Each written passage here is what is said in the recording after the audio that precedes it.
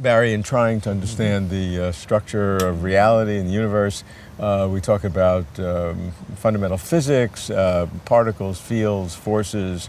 Other people talk about non-physical kinds of things, but there's one kind of concept, how all of these things relate, and that's the whole question of causation, how sequences of events occur. Is this an important process to understand in order to see what's happening at bedrock reality? It is, and it definitely is a very important question for philosophers to think about. It's something that philosophers have been working on for a long time, trying to understand how our talk about causation fits into the sciences, what causation is. Maybe there are different kinds of causation. Of course, Aristotle already began this discussion by distinguishing different kinds of causes, and much, much later, David Hume argued that we can never detect whether there's really causal relations or not. And the question in recent philosophy has been just trying to figure out, how does causation fit into the picture of physical reality given to us by the fundamental sciences? In fact, this is how I got into philosophy. I was actually when I was an undergraduate, taking a course in history of all things, when we were talking about the causes of World War I, and I was bugging my professor about what he meant by causes. And he got tired of me bugging him, and he said, go to the philosophy department. That's where they answer questions like that. I went to the philosophy department, and they did say, yes, that's philosophers do talk about questions like that, but philosophers don't come up with answers very often. But that is a question that has interested me my whole philosophical life. And I think I've made a little bit of progress, and other philosophers I know about have made some progress. But here's basically the lay of the land. In fundamental physics, one finds laws which characterize how the pattern of events change over time, or how they're laid out in space and time. Okay. There's a question about exactly what laws are, which we're not going to talk about right now. So let's just take them for granted, that there are these fundamental laws. The interesting thing is that the notion of causation doesn't occur in any of the fundamental laws or fundamental equations. Okay. Bertrand Russell noticed this in the early part of the 20th century, and he very famously said about it, well, the notion of causation is just kept around by philosophers and physicists because they erroneously think that, like the British monarchy, it does no real harm. But in fact, it does do harm, Russell thought. And Russell argued for a kind of elimination of talking about causation. That goes too far. I think we can't get away without talking about causation. All sorts of processes at the macroscopic level involve causation. And even in microphysics, for example, there are causal claims that are made about what happens when protons whack into each other in the Large Hadron Collider in Geneva. But what I do think Russell was pointing to, and what he also later came to believe, is that the notion of causation is not metaphysically fundamental. What he meant by that is that this pattern of events and the laws itself sustains or grounds the application of causation, that one event causes another because of some pattern in the events. The simplest kind of pattern, but not, I think, the right account, is one that Hume sort of suggested, actually, at some point, and it's this.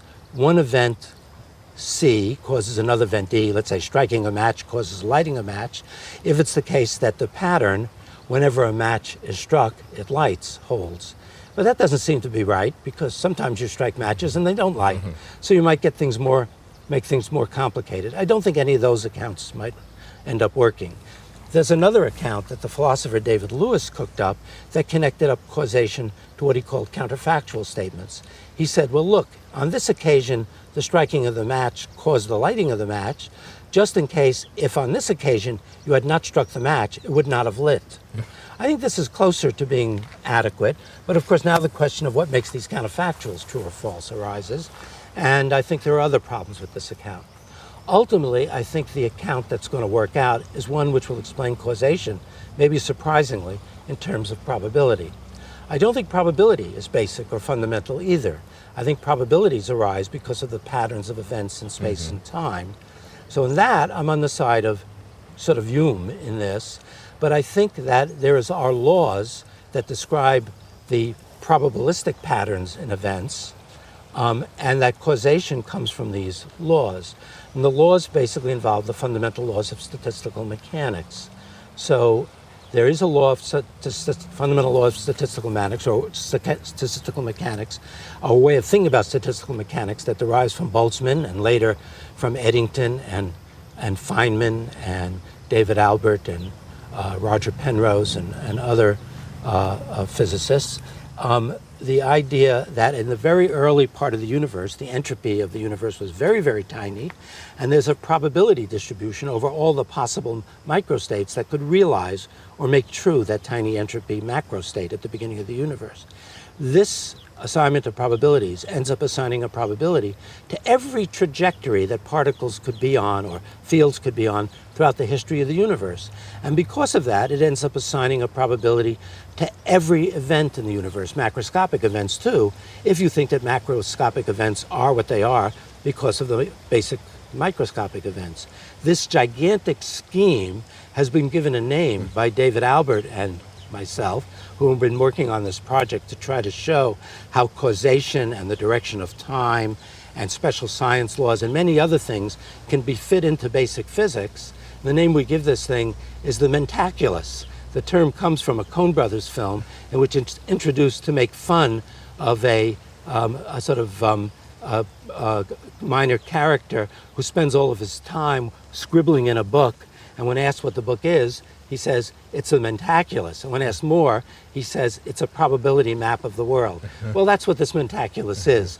It's a theory which derives probabilities about all events that occur from the fundamental probabilities in statistical mechanics. It sounds like probabilities, though, is a predictive way as opposed to an explanatory way of what causation is.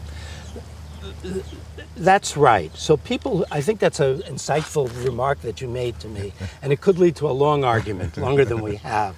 So the way I think about probabilities and about laws sees them as descriptive, and people will sometimes see that as merely predictive as opposed to really explanatory.